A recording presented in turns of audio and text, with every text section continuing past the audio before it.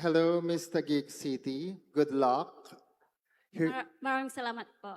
okay, here's your question. How would you inspire young Filipinos to take pride in our culture and heritage? In Filipino, paano mo mahihikayat ang kabataan na ipagmalaki at pangalagaan ang ating kulturang Pilipino? Firstly, I would inspire our youth to be a proud culture bearer of our country by promoting it through how we present ourselves to the world and how we present being a proud Pinoy to rooms we walk in. As someone who moved abroad since I was 5 years old, I have been representing the Philippines all my life as often the only Filipino in the room. And I feel like I have showcased our traditions, culture, and values to the rest of the world. Thank you. Maraming salamat, Taguig City. Magandang gabi, Binibining San Carlos. So my question is, how can we preserve Filipino culture and values in the age of artificial intelligence or AI? In Filipino, sa panahon ng AI, paano natin mapapanatili ang kulturang Pilipino at ang ating mga pagpapahalaga? In this fast-paced and modern world, where globalization has become part of our lives, we can preserve our culture and tradition through technology. I believe that tradition and technology should go hand in hand. Modernization can help us. In social media, we can create skits of our history, POV of influencers, and we can use reels. By that, we can love our tradition. Because a tradition that is love is a tradition that will never die. Thank you. Maraming salamat, Miss Pearl, San Carlos City, Pangasinan. Divine Grace, balik them. Magandang gabi. Good evening po. Good evening. So my question is, how can Filipino culture help promote peace in a world affected by war? In Filipino, sa gitna ng mga digmaan sa mundo, paano makakatulong ang kulturang Pilipino sa pagsusulong ng kapayapaan?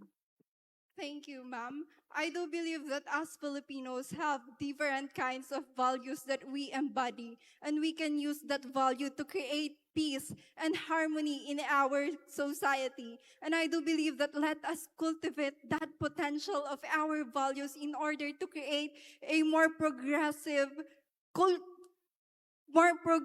society here in our country, because if we work hand in hand in building a nation that is progressive, then we are creating a better and brighter Philippines for Filipinos. Agyaman. Maraming salamat, Miss Pearl Quirino, Christine Nicolette Montero. Hi, Binibining Pasig City. How are you? I'm feeling okay. I'm feeling grateful actually tonight. Thank That's you. nice to hear. Just chill and listen carefully to your question. So, what change in education would help young Filipinos appreciate our culture and heritage more? In Filipino, ano ang isang pagbabago sa edukasyon na makatutulong upang mas mahalin ng kabataan ang ating kultura at pamana? I believe it can be unhelpful by promoting the culture and heritage in our city and in the Philippines, and by creating an organization of a cultural events, just like what is the Miss Pearl of the Orient Philippines is doing right now, by promoting cultural events and creating community-led tours in order for us to attain a better community. And as a loud and proud, pure-blooded Filipina, I believe my beauty becomes most meaningful when it reflects the soul of our nation, celebrating our vibrant culture and honoring the rich heritage. Loud and proud. Miss Pearl, Pasig City. Maraming salamat. Maria Veronica Feliz Pavia. Good evening. Binibining Nueva Ecija. Good evening, sir. Here's a short question. How can we make the Filipino spirit of bayanihan a way of life instead of just an occasional act?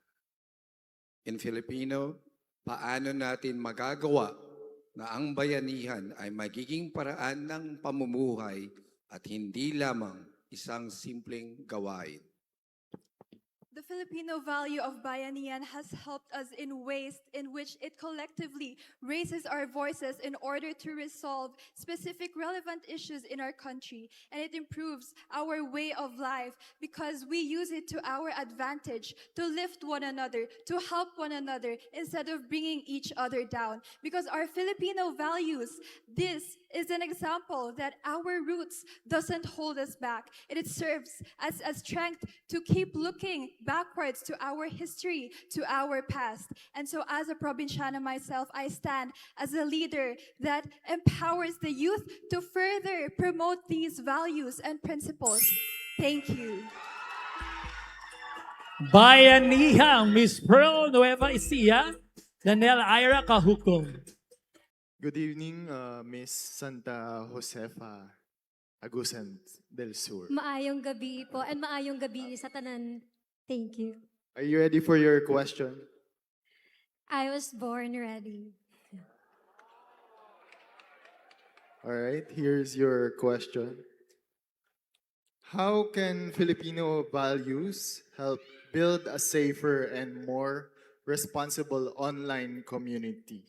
In Filipino, paano makakatulong ang mga pagpapahalagang Pilipino sa pagbuo ng mas ligtas at responsableng online community?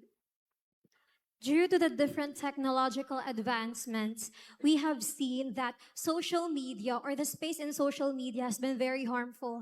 But I believe that through the values of a Filipino woman and Filipino citizen, we can move towards progress because we have bayanihan, we have the kindness in our heart, and we have what it takes in order to help each other to bring us forward. Because I believe that through the kindness and through the bayanihan that is present in every Filipino, we can attain a Philippines that is a much progressive country in the entire world. Thank you. You're truly born already. Santa Josefa Agusan del Sur. Hello, good evening, Miss Naga City. Good evening. Are you ready to slay this round? I'm always ready to slay. Okay, that's good. Okay, if you're ready, here's your question. What Filipino value should every public servant possess and why? In Filipino, anong pagpapahalagang Pilipino ang dapat taglayin ng bawat lingkod bayan o leader at bakit? I believe that one value that each politician should care about is simpatia or sympathy, because I believe that every politician has disregarded, or not every politician, but rather people in authority have disregarded the needs of the people and the needs of the masses. And I believe that if we address the needs of the masses through sympathy, we're able to address the problems in society, politically, environmentally, and even socially. And I believe that if we address the needs of the people, then we're able to alleviate ourselves from poverty and the difficult circumstances of life. Thank you. Wow, you've proven yourself. You are a Miss Layer, Naga City. Iloilo Province. Yes. How Hello. are good you? evening. I'm doing well. I'm fine. All right, I will read your question. Are you ready? Yes. That's the spirit. So, your question is, beyond the crown, what legacy would you like to leave for Filipino culture and the community? In Filipino, higit pa sa corona, ano ang nais mong maging ambag sa kulturang Pilipino at sa komunidad? Thank you. The legacy that I wanted to leave is a generation that treasures heritage and preserve our culture, because I firmly stand that protecting and preserving our culture, heritage, and tradition is very important wherever we go, whenever we go, and whoever we encounter, as long as we are proud and we carry the pride and of our identity, we will be known as Filipinos. Thank you. Maraming salamat, Miss Pearl, Iloilo Province, Jessica May Gatungay. Good evening, Miss Tarlac Province. Good evening. Here is your question. If you could introduce one Filipino trait to the world, what would it be and why? In Filipino, kung may isa kang kaugaliang Pilipinong ipapakilala sa buong mundo, ano ito at bakit? Kung meron akong ipapakilalang isang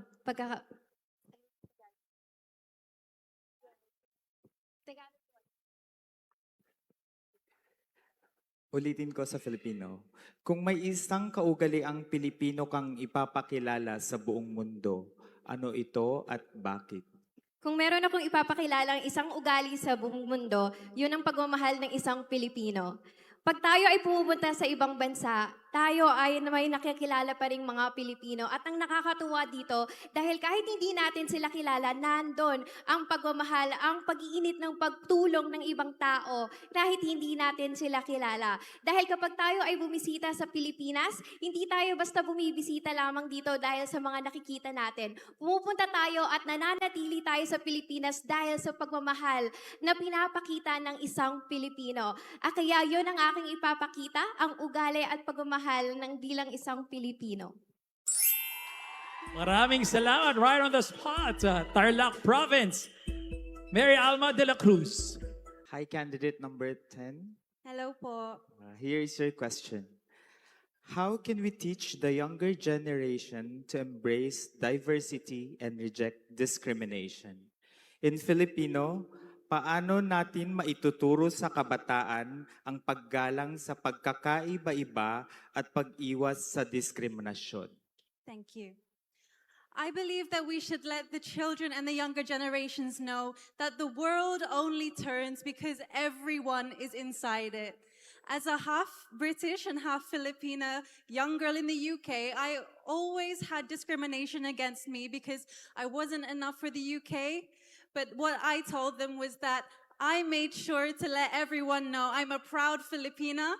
And for the younger generation, whoever you are out there, you are perfect, you are loved, and you are worthy of everything you need. Thank you. You're worthy of everything that you need. Philcom UK, Shaina Anna Sullivan. Magandang gabi, General Trias Cavite. Magandang gabi po. Here's your question. How would you use your voice to preserve our culture and inspire positive change? In Filipino, paano mo gagamitin ang iyong boses upang mapangalagaan ang ating kultura at makapagbigay ng positibong pagbabago? Thank you so much. I would use my voice and this platform by education, through educating our youth, because our youth is our hope. And by educating them to our culture, heritage, traditions, and of course, the Filipino identity, we are creating an impact not just in our younger generation, but to our future generations. Because I believe that we do not just bring our past with us, we carry the best of our past into our future. Thank you. Maraming salamat, General Trias Cavite. We bring the best of the past. Ngayon, alam ko maraming palakpak para kay Dasol, Pangasinan, Stephanie Anna Elmission. Magandang gabi, binibigay ng Dasol, Pangasinan. Magandang gabi po. Kamusta ka? Maayos po. Kayo po, kamusta po kayo ngayong gabi? Kasing ganda mo. Maraming salamat po. Napakaganda ng ngiti mo. So, eto na yung aking question. English, how can we promote gender equality while honoring Filipino culture? In Tagalog, paano natin maisusulong ang gender equality habang pinapahalagahan ang ating kulturang Pilipino? Gender is never the problem. to preserve our culture. It is us as Filipinos. It is our duty to protect and preserve it. And as a Filipino, it is my responsibility. And as an LGBTQIA+ member, it is my responsibility to uplift the life in our community and as well as to educate the young Filipino people, to protect, to promote, and to elevate the tourism here in our country. And as your Miss Pearl of the Orient Philippines candidate, I would want to use this platform to say that a nation that honors its identity and heritage is a nation that will never lose its identity. Thank you. Maraming salamat, Dasol, Pangasinan. Good evening, Miss Tarlac. Magandang gabi po. So here's your question. As a cultural ambassador, how would you encourage Filipinos to protect our environment and heritage? In Filipino, bilang cultural ambassador, paano mo hihikayatin ang mga Pilipino na pangalagaan ang ating kalakasan at kultura? Bilang isang Pilipina at bilang isang cultural ambassador, ang gagawin ko upang mahikayat ang bawat Pilipino na pangalagaan ng ating bansa, ang ating kapaligiran, by educating them. Bilang isang guro, naniniwala ako na ang ating kapaligiran ay hindi lamang natin tinitirhan, hindi lamang natin ito basta lupang tinatapakan, bagkus isa itong tahanan na dapat nating pangalagaan. Sapagkat ang tahanan na ito ay bigay ng may kapal, at ang tahanan nito ay dapat nating bigyan ng pagmamahal, respeto at paggalang. Dahil lang tunay na Pilipino ay hindi masusukat sa kung gaano kayaman ang kanyang lupang tinatapakan, bagkus ang Pilipino ay isang taong mapagmahal, marespeto at kayang igalang ang kanyang tahanan. Maraming salamat. Maraming salamat sa napagandang sagot, Tarlac City, Hannah Krisa Galulu. Once again, muli, palakpakan po natin ang napakahusay nating mga kandidata ngayong gabi.